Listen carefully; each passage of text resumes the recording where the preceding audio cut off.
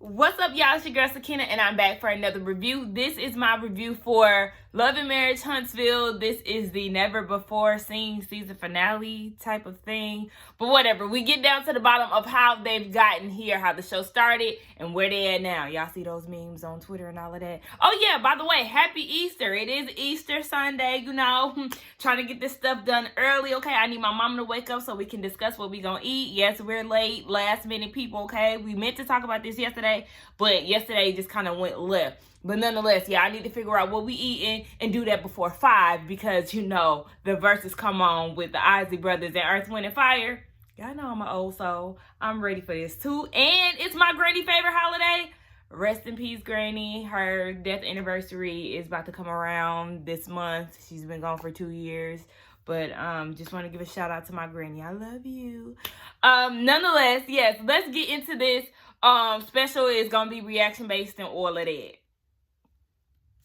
So we see Mr. Carlos King himself, and he is the creator and the executive producer of the show. So he said that the way that this went originally was he met up with Martel and Melody, and they pitched a show to him called No Holds Barred, and basically like a flipping house show, basically on some HGTV type of thing, but the producers or the company didn't have an eye for that. That wasn't their vision. So Carlos was like, all right, let's scratch that. Y'all a cute looking couple. Do y'all have some friends? And that's when the Scotts, all of them, had came together and they was like, yeah, this is that. So then we get introduced to how, or their audition tape or whatever you want to call it, Marsau and Tisha. And the producer was saying that they were very fun. And I was like, fun? They don't give me fun teas, but okay. And they talked about scope, which we see that Marsau is always wearing a hat or a t-shirt. That's their business. Come to find out, I mean, which we kind of figured out in the first half when Mel said that her mama worked at the company or whatever. It was originally a business with Marsau and Martel, but that kind of dissolved. The partnership dissolved. They're still friends, and Martel didn't say that, but obviously he's taking on the company himself and he's keeping it running. Then we got introduced to the M's, y'all. We got introduced to Kimmy and Maurice. Kimmy, the upgrade. I love it, okay? Because that blonde was a no for me. And then they introduced the comeback group and how it was 6 people, 6 entrepreneurs. Somebody want to be the lead. Everybody want to be the lead. And we just know the outcome of the comeback group. It ain't making a comeback. I had to back up from the camera. I felt like I was too close. But Marsau definitely had the right idea when he said that the comeback group is very fitting to today's times. And yes, it would definitely sound and be amazing for it to start up again, but with this group of friends, absolutely not. If somebody decides to take you down another road, or if somebody decides to do something similar somewhere else, then go ahead. But as far as this show here and this group of people, the comeback ain't coming back. So we see Carlos, and he's saying that as far as the situation goes with them filming a pilot, they pitched it to OWN Network, and Oprah gave it the okay for a pilot. So a week before they started to do the pilot, Mel calls Carlos and tells that Martel is cheating on her. Now, remember she said that there was multiple women, so maybe this is where the multiple women had came into place, because he said she was under the impression that they had got past the cheating situation, but now he's cheating on her again, and she doesn't want to do the show. I think Mel was pregnant during this time. Either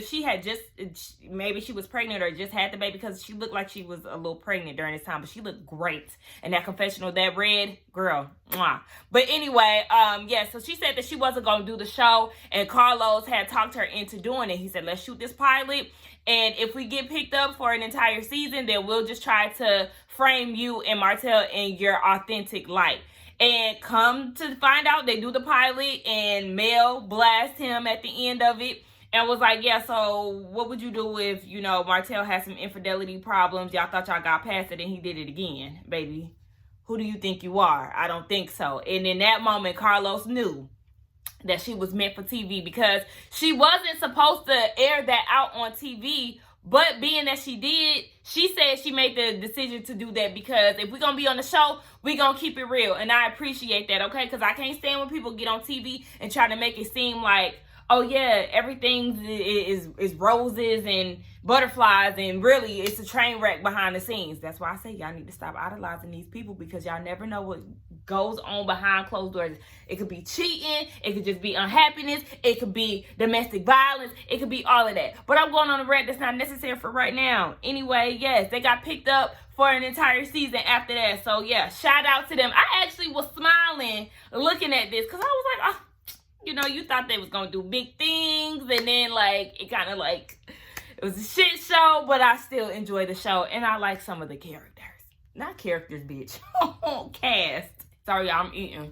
But it's kind of hard to do this review because it's kind of like, I don't know. I'm going to try to make it work, though. But anyway, we see that, remember on season 1, where the guys were at the car wash, and they started asking about Martel and his cheatation, so the Scott brothers was asking him, okay, what's going on? Did you actually cheat? They was asking a lot of details, and the producers like that because they feel like, you know, they're going to hold each other accountable. And then even though Martel did kind of dance around the cheating accusations or whatever, they did feel like he could be open and honest when it comes down to them.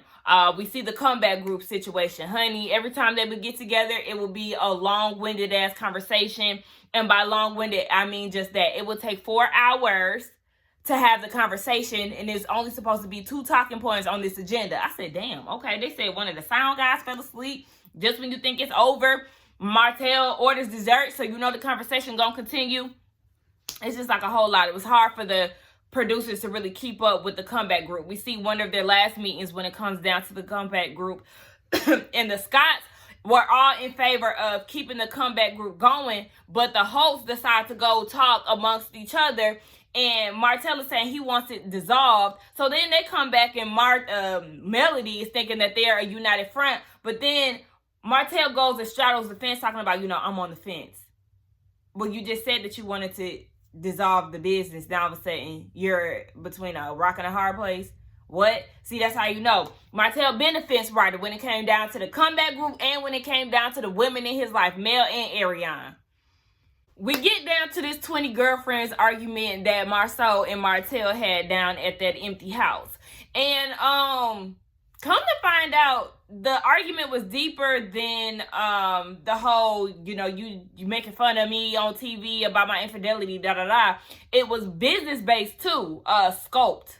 I don't know, scoped. Like, I think, my subtitles don't know how to spell scoped. So when I looked at the subtitles, it said scoped. All right, that makes sense. Anyway, yeah, it came down to the whole business thing. Now, Martel is saying, bro, you basically trying to betray me when I had looked out for you. We started this business because you were struggling, and you said you only had about 6 months worth of income left to provide for your family.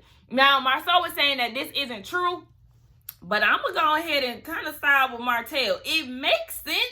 I could see that happening because remember, Martel will always say, like, how could he make fun of me, or how could he crack jokes when we've been there for him, we've been there for them. Remember, the hosts used to say that about the Scotts all the time. And then it kind of lines up with them downgrading. Remember, they moved to a smaller house in which they're trying to get out of now.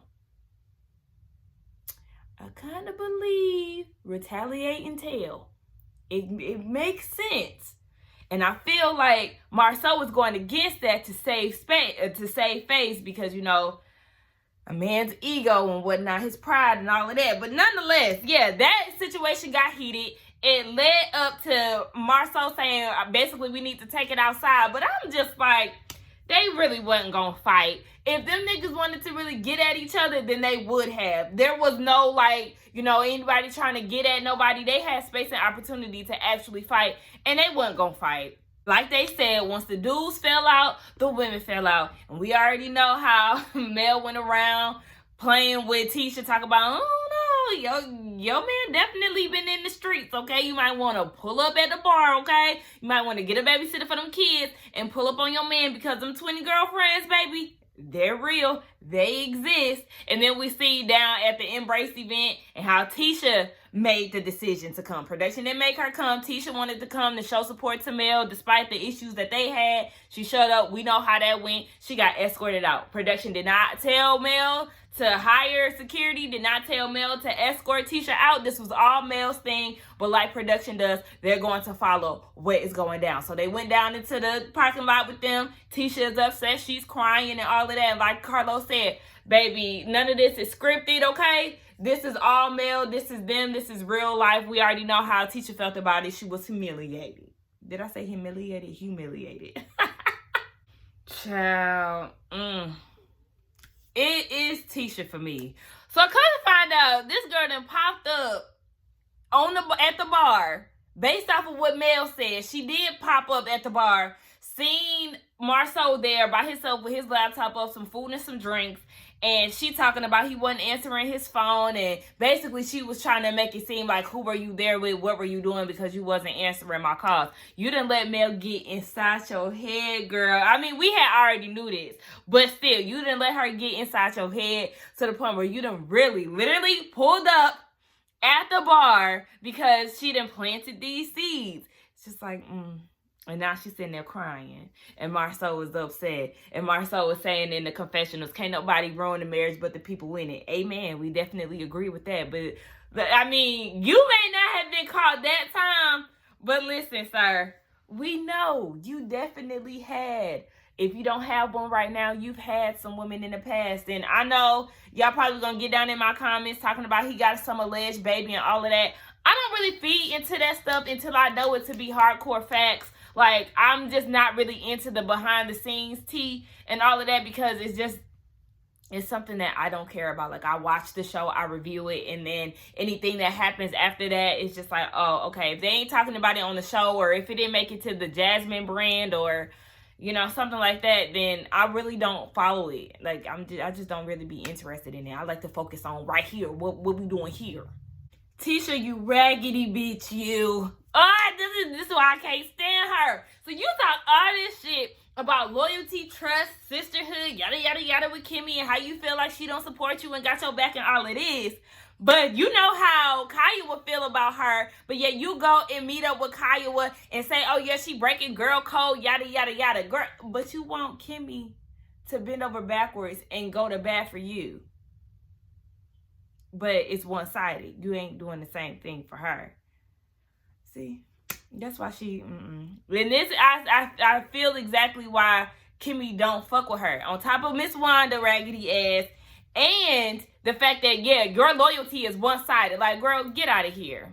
Did y'all notice how Carlos was talking about that scene and he was like how Kimmy turned it back on Tisha? Yes! When he did that, I said, oh, we know who he's more in favor of. The whole chicken situation, honey, Destiny, we already know that is what made a lot of us not like Destiny because it wasn't that serious. Literally, all Kimmy said was, I don't know y'all. All I know is that LeBerick make chicken. Destiny want to make it seem like she was degrading him or trying to reduce him down to just chicken. Baby, that's what she know him by. And that's what he does. And if he does it well, then don't be ashamed. Then they get into the conversation of what's going on during the panorama and what was going on off scene or off behind the scenes or whatever. So we see that Tisha and Marsau, he talking about he lonely and all of this, and the pandemic has brought them some togetherness and all of that. Now, did y'all see, I did not peep this when I was watching the actual episode, when he was telling Tisha that he feels alone because he's always alone, and she was like, well, I don't want you to feel that way, and we don't want another woman to try to creep on in, and he was looking like, she already here, truth be told. I'm like, oh. That facial expression let me know that she was already present. But anyway, with the whole Kimmy and Maurice thing, the whole Jalen thing and him trying to find his own way and custody of Monster, and Kimmy is saying, her thing is she wanted what was being said behind the scenes to also be heard on camera. And Mel, she said that, she really wasn't trying to film this season because she was going through a lot. But the producers are definitely stuck by her side and realized that, she may have some bad days and they was just going to walk her through it. As far as Martel, baby, we know, same old, honey. He wasn't in control of the situation, so what? Everybody starts talking about you know, life before the show and then life after the show, and how it's changed them for the better for the most part. But then you get to Martel, and no progression, because he's like, you know, sometimes I wonder why we even did this, why we put all of this stuff out there. But then you have to realize that that's what we signed up for. And it's like, oh, well, yeah, everybody is seeming to have some type of come up when it comes down to the exposure that the show has brung, with the exception of Martel. And that is just because he is overall a shitty person. So yeah, you do the people that you love wrong, and there's no good that's gonna come from that. Like, you don't have any redeeming qualities, to be honest, outside of you being a cheater. But despite what Kimmy said, talking about you're a great guy, you may be able to put on a great act, but there's really no redeeming qualities that we've seen thus far that would make somebody have a different view of you. And not from the viewer standpoint, at least. Maybe the people that know you, maybe Kimmy does see something in you that we don't see, because she, you know, is there with you physically. Like, you know, she has a closer relationship than the viewers do. But I just feel like, yeah, Martel, you're having a shitty outcome of the show because of the actions. You cheated on your wife. You had a baby. You done and said some fucked up shit. So it's just like, yeah, you're getting your karma.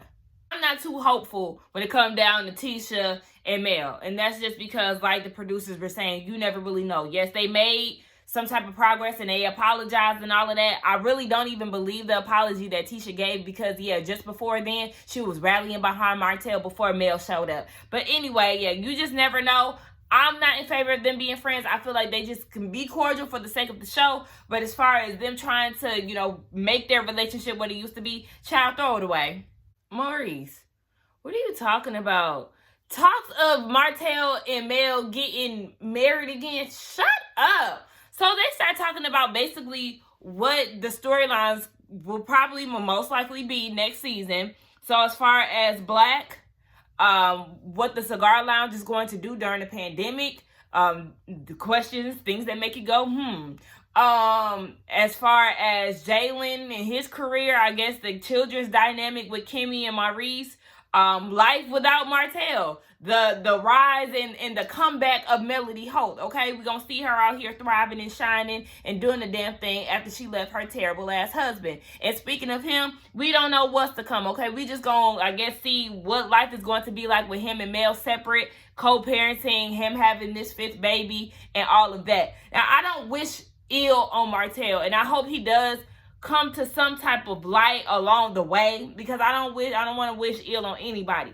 But we just gonna have to see. We're gonna have to see what his comeback story look like, because baby, it's gonna take a lot of work for that man to change, and there's something going on up there that is not right. But anyway, I overall enjoyed this whole little never before seen footage special thing that they had going on. It wasn't as bad as I thought it was going to be. I didn't think it was gonna be bad, but, you know, I was just kind of like, you know, I don't know how to feel about this. They didn't do a reunion, but, you know, I was fine with what we got. Y'all let me know what y'all thought about this episode and the review. Let's get down in the comments. Oh yeah, overall what I thought about the season. I do think that season 2 was good. I'm excited to see what season 3 is going to bring. But yes, don't forget to like, comment, and subscribe to my channel. And I will see y'all in the next one. Bye-bye.